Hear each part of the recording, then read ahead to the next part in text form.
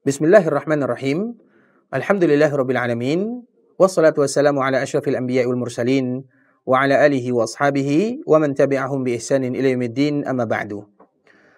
Pada kesempatan kali ini kita akan berbicara tentang salah satu sifat-sifat wudu, karena Nabi sallallahu alaihi wasallam menyebutkan la tuqbalu salatu man ahdatsa hatta yatawadda.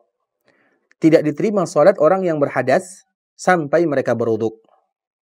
Karena disyaratkan bagi mereka yang berwuduk tentunya dengan air yang bersih, dengan air yang suci.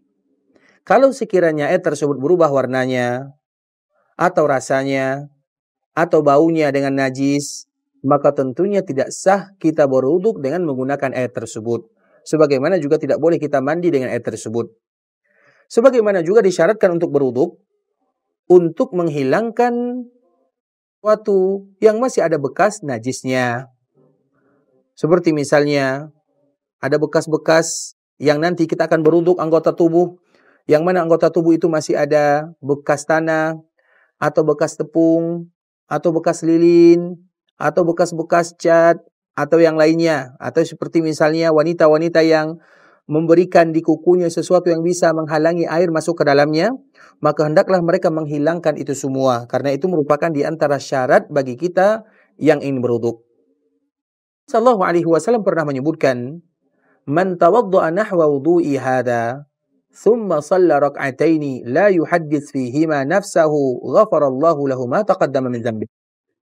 Barang yang berwuduk sebagaimana aku berwuduk, kemudian dia salat 2 rakaat, kemudian dia tidak membicarakan sesuatu dalam dirinya, dia betul-betul fokus beribadah kepada Allah Azza wa Jalla, melainkan Allah Subhanahu wa taala akan ampunkan dosa yang dilakukan. Kemudian bagaimana sih sifat wudu yang sesuai dengan ajaran baginda Rasulullah sallallahu alaihi wasallam? Yang pertama, seorang yang berwudu tentunya mereka akan berniat dengan hatinya. Mereka berniat bahwa mereka sedang beribadah kepada Allah Subhanahu wa taala dengan hati tanpa lisan. Kemudian setelahnya dia mengucapkan bismillah. Setelah mengucapkan bismillah, maka mereka membasuh telapak tangannya 3 kali.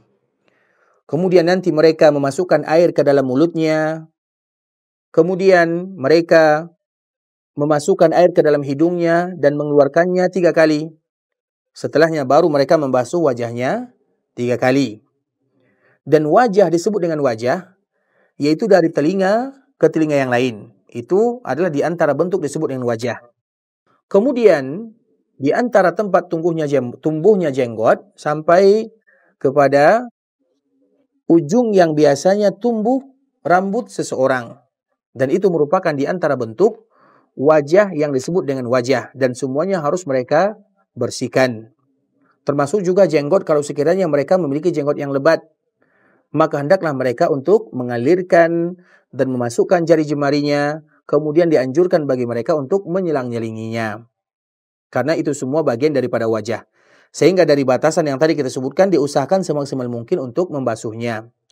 Kemudian setelahnya, dia membasuh tangannya 3 kali. Mulai dari ujung jarinya sampai ke ujung sikunya. Dan itu termasuk ujung siku, termasuk bagian yang harus dibersihkan. Kemudian dia memulai dari yang kanan. Setelah itu nanti baru mereka mengakhiri atau membuat yang kiri nomor 2. Kemudian setelah mereka melakukan yang demikian, maka mereka membasuh kepalanya. Kemudian sampai kepada kedua telinganya, 1 kali sapu saja. Dan sifatnya adalah dikala seseorang memulai dari bagian depan, dari depan kepala sampai ke bagian belakang kepala. Kemudian mengembalikan ke depan kepala yang tadi dia mulai. Kemudian setelahnya, dia majukan ke depan bagian kepala dan memasukkan jarinya, yaitu jari telunjuknya, ke dalam 2 telinganya.